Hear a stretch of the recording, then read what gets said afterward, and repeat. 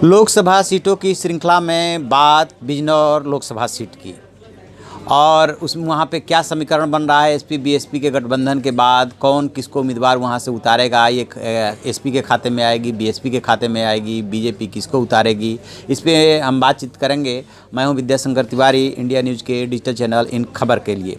दरअसल बिजनौर इसलिए sensitive seat मानी जाती है कि इसका अस्तित्व 1952 से ही है और यहाँ पे पहला चुनाव 1985 में बसपा सुप्रीमो मायावती यहीं से लड़ी थी और इस बार वो हालांकि नगीना से उनके लड़ने की चर्चा है, क्योंकि बिजनौर सुरक्षित सीट अब नहीं है, नगीना सुरक्षित सीट है, इसलिए वहाँ से वो शिफ्ट हो रही हैं। लेकिन बिजनौर का जो क्या है सियासी समीकरण, सबसे पहले यदि लोकसभा चुनाव और पिछले लोकसभा चुनाव और विधानसभा चुनाव की बात करें तो यहाँ से बीजेपी के जो सदर के विधायक थे कुंवर भारतेंद्र सिंह, वो यहाँ से चुनाव जीते थे। पहले विधानसभा का जीते थे और उसके बाद जो है फिर मतलब 2012 वाले में, और जब लोकसभा का चुनाव हुआ तो फिर वो लोकसभा का चुनाव लड़े और वहाँ से वो एमपी का चुनाव जीते। उन्होंने जो है वो मोदी लहर थी, उसमें जो है इन्होंने शाहनवाज राणा को हराया था और मलूक नागर बीएसपी के वो तीसरे नंबर पर रह गए थे। तो बहुत ठीक ठाक मार्जिन से हराया था, लगभग 2 लाख मतों 2,05,000 मतों के अंतर से उनको इन्होंने हराया था।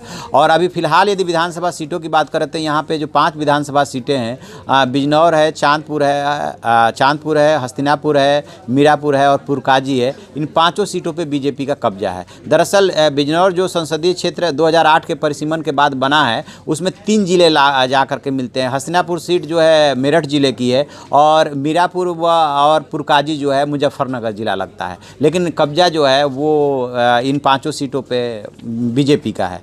और मतदाताओं के लिहाज से जो है यहाँ पे लगभग 15 लाख के आसपास मतदाता हैं, जिसमें से 5 लाख के आसपास जो है मतदाता मुस्लिम हैं। दलित भी यहाँ ठीक ठाक संख्या में, इसके बाद पिछड़ों और सवर्णों का नंबर आता है। तो अभी ये यदि इस सीट के थोड़ा सा इतिहास में चलें, जैसा कि 1985 के बताया, 1989 में इसी सीट से जीती थी मायावती, अब वो सुरक्षित सीट नगीना हो गया है, वहाँ से अब वो चुनाव लड़ने को सोच रही हैं। लेकिन इतिहास में यदि हम जाएं तो इतिहास में जाएंगे तो शुरू के जो 6 चुनाव हुए थे 1952 से लेकर के और 71 तक, उसमें जो यहाँ से कांग्रेस जीती।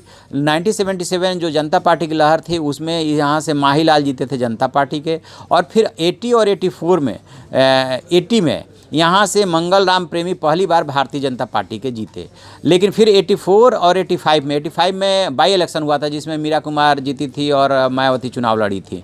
उसमें फिर यहाँ से मीरा कुमार जीतने में, कांग्रेस की तरफ से लड़ी थी, वो जीतने में कामयाब हो गई थी।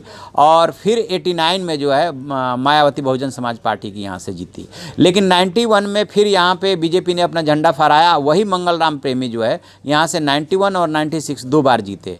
लेकिन 98 के इलेक्शन में ये समाजवादी पार्टी के खाते में सीट चली गई और यहाँ से ओमवती देवी जीती। लेकिन जो 99 में फिर से एक बार शीश राम सिंह देवी यहाँ से भारतीय जनता पार्टी के जीते, और फिर 2004 में राष्ट्रीय लोकदल के यहाँ से मुंशी राम जीते थे। लेकिन 2009 में क्या हुआ कि यहाँ पे जो है राष्ट्रीय लोकदल के दूसरे कैंडिडेट उतरे, संजय सिंह चौहान, वो जीते। और 2014 में कुंवर भारतेंद्र सिंह बीजेपी, यानी कि बीजेपी एक लंबे गैप के बाद आई है, 2 चुनाव के बाद यहाँ से फिर जीती है। बाद के दिनों में, शुरू के दिनों में बेशक यहाँ पे इस सीट पे कांग्रेस मजबूत रही, लेकिन बाद के दिनों में यह एसपी, बीजेपी, लोकदल, बीएसपी इनके यहाँ पे मजबूत होती चली गई। अब देखते हैं, इस बार बताया ये जा रहा है कि शायद ये बंटवारे में सीट जो है वो बीएसपी के खाते में है। देखते हैं आगे क्या समीकरण बनता है, कौन किसको उतारता है, फिर आपको जो भी अपडेट होगा उस पर बात करेंगे। तो आप ऐसी खबरों के लिए देखते रहिए हमारा डिजिटल चैनल इन खबर और उसे सब्सक्राइब कीजिए।